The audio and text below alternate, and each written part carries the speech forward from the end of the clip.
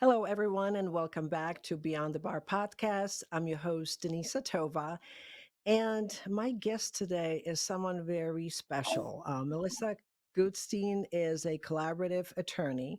She's also a mediator. She's based in Katonah, New York. She's well credentialed. She has well over 30 years of experience. She's also president of New York Association of Collaborative Professionals. She's a kind soul as I get to know her, and she's such a multifaceted professional.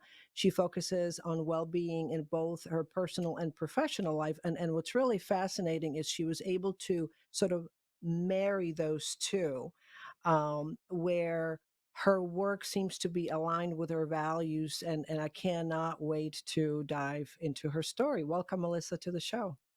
Welcome, Denisa. I really welcome the opportunity. So we chatted, and you shared with me actually that unconventionally you started your career, or you started out in TV programming, and then you ended up in the law, and then somewhere there you actually met an attorney who was a Buddhist, and so here you are. So I'm really fascinated and by that. There just seems to be so many different and beautiful transformations and transitions, and I'd love to learn more. Yeah, thanks, Denisa.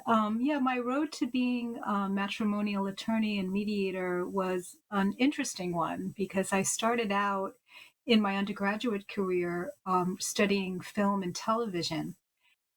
Which was at Brandeis University, and majored in that. And it majored in European cultural studies and American studies with a focus on the family. And I actually did my thesis on the American family as depicted in television from the 1950s to that the time to the 1980s when I graduated. And I was always very much interested in the family and the unit of the family and how central it was to our society and how important family was to me too. And also very much interested in popular culture and how family values are depicted, how we can all learn and learn from issues that are in film and television and relatability, and wanted to kind of go into television programming and thinking, maybe naively, I don't know, I was like 18, 21, thinking maybe if I have a law degree, it'll be, I know it's really competitive. I'm not a very competitive person. I mean, I'm focused and determined, but it's a difficult industry to break into. So hey, maybe I'll get a law degree and it will help get me into the door.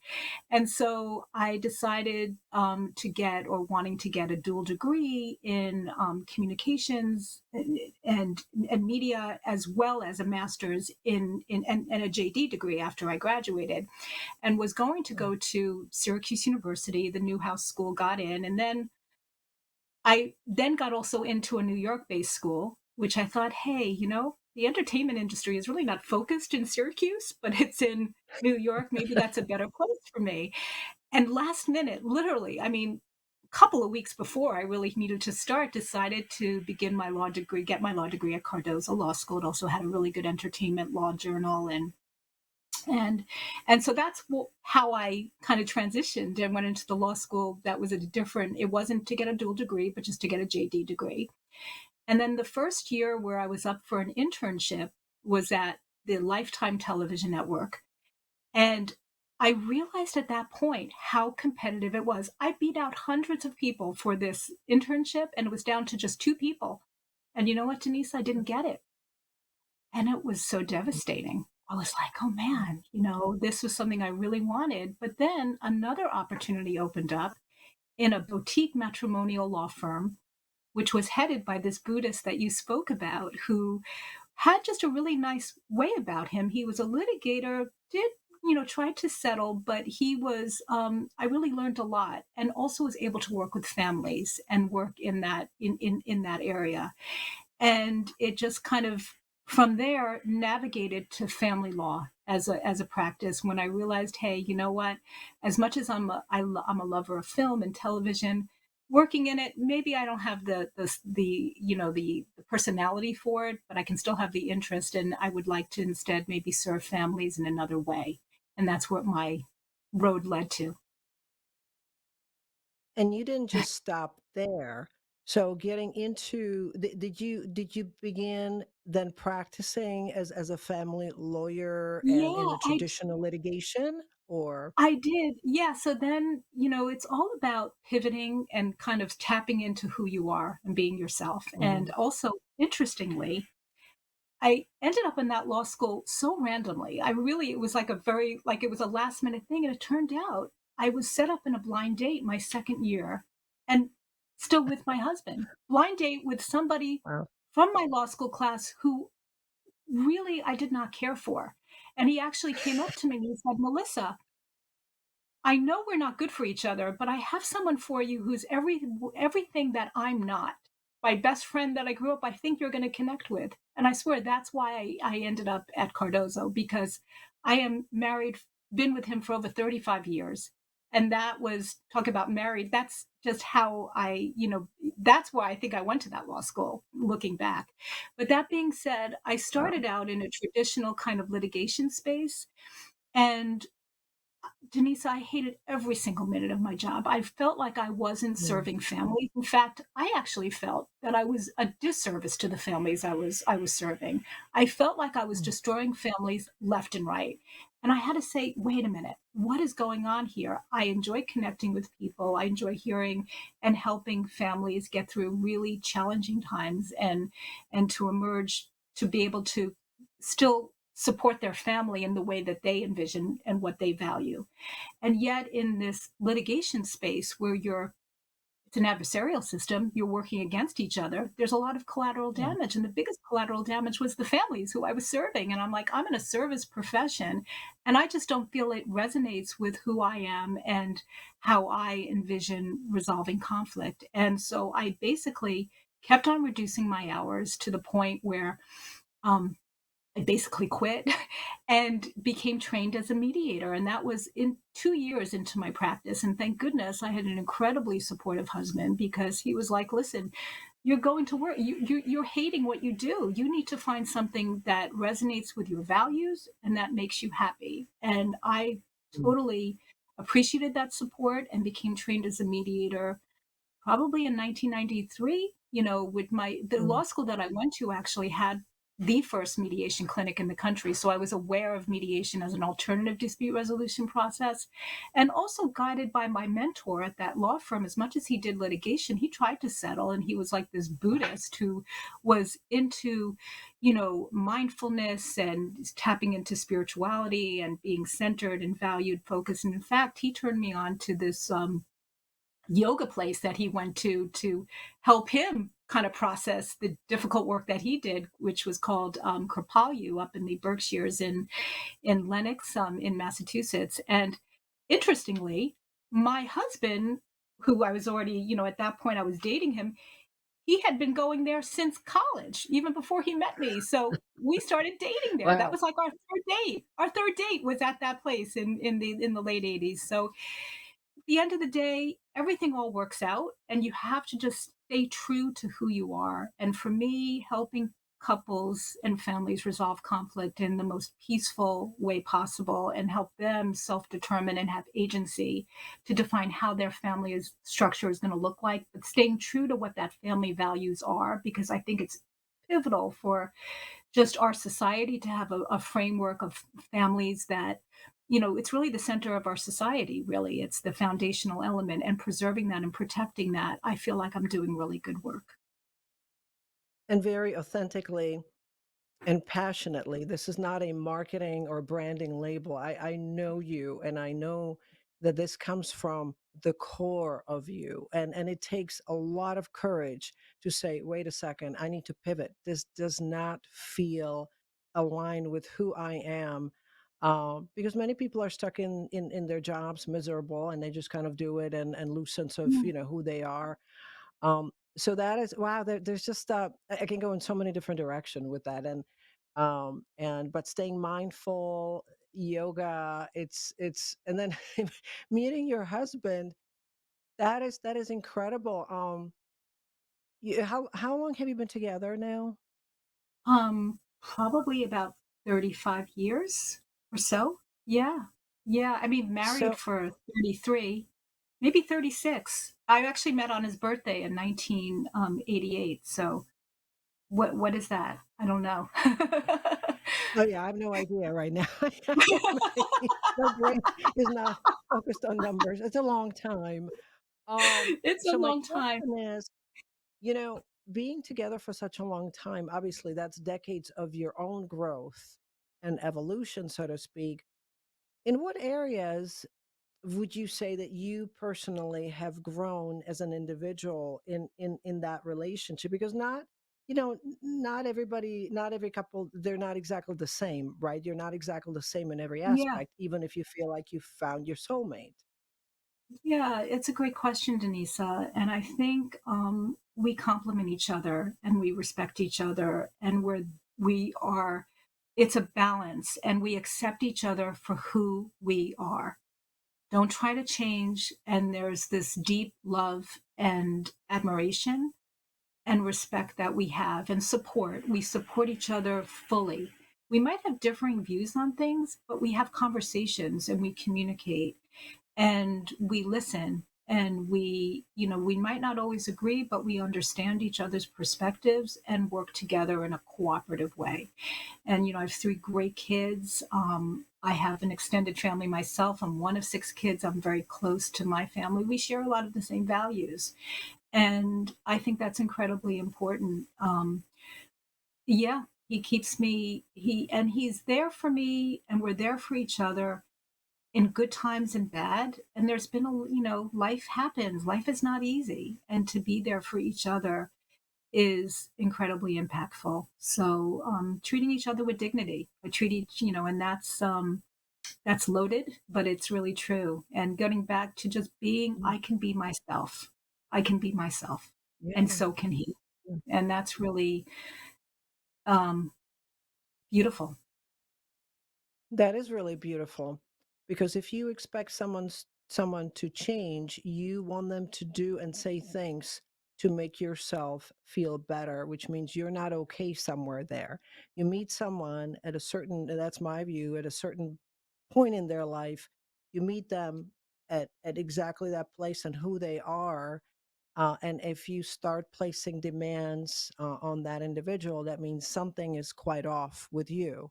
So you really, staying curious, right? Especially you're in a Yeah. business where people change their relationships and they move on to the next one. Is making sure that you're not carrying that onto the next one, and hoping for someone to fix you. So it's a great perspective after so many years. You're not exactly the same. You don't have exactly the same views, but coming back to each other respectfully and lovingly and understanding each other really is the foundation, because life, oh yeah, life happens for sure. It does. It You does. Staying curious is really important and learning and growing for sure. you are also the co-chair, making sure that I'm saying this right. You're the co-chair of the, is it a racial equity media club? It is, yeah. So it's What is that? yeah, so it's part of the New York Association of Collaborative Professionals, which I am currently serving as the president. And I'm also co-chair of the Training and Education um, Committee, as well as a new committee that has been formed within the past 2 years called the Racial Equity Committee. And I am part of a smaller subcommittee of that with a dear colleague and friend, Catherine Canaday, called the Media Club, the Racial Equity Media Club, where what we do is we have curated a list of films, and I'm on the film part. Catherine's on the literature of films and literature that speak to the systemic racism in our country and talk and and able to kind of have a conversation, which is needed, in especially in the wake of so many racial injustice and events that our country has witnessed, and just to get a understanding of the racial inequity that exists and the bias, and to have a conversation and learn. And so it's a really exciting project because because I love film and the study of film and what we can learn. And so it really is able to be a great synergy between my passion for my work as well as my passion for film. And it's been just a great project. We had a first selection last month on the movie 13th, which was fantastic. And the next film is going to be I'm Not Your Negro, which is also a great film selection. And White Fragility is the next film. So it's exciting and needed to have these Oh, conversations and in different mediums that are accessible and that people could relate to. If film's not your thing, then literature or TV. There's so much media and so much opportunities to learn and to grow and to serve the community. Our community is a very diverse community, and yet our organization really doesn't reflect the diversity of the community we serve. And we just really need to understand why and why is that, and to understand that a little bit more deeper. thank you, thank you, thank you for this work. I have goosebumps because that is dear to my heart, and it is important to have that conversation, and it is important to be informed. So that is really important. Wow, truly, truly amazing work.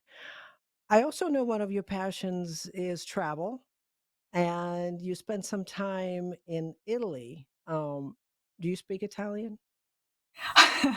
No, I do good hand gestures, but and I can go into the fruiteria and order and cook for. So what it is that my sister has a home with my brother-in-law and their family in Greve, which is in the Tuscany Chianti region of Italy, and it's been a nice opportunity to gather with our extended family, my other sisters and my children and my nieces and nephews, to go there for the summer and spend a few weeks there. And it's just been just a great opportunity to connect with family, to really, um, get rid of technology, even work stuff. I try not to work and really just stay grounded and just, being surrounded by such beauty and the beauty of family and to be able to share meals and cook and just be, it's just so amazing. And I was able to also travel around different parts of Italy as well, but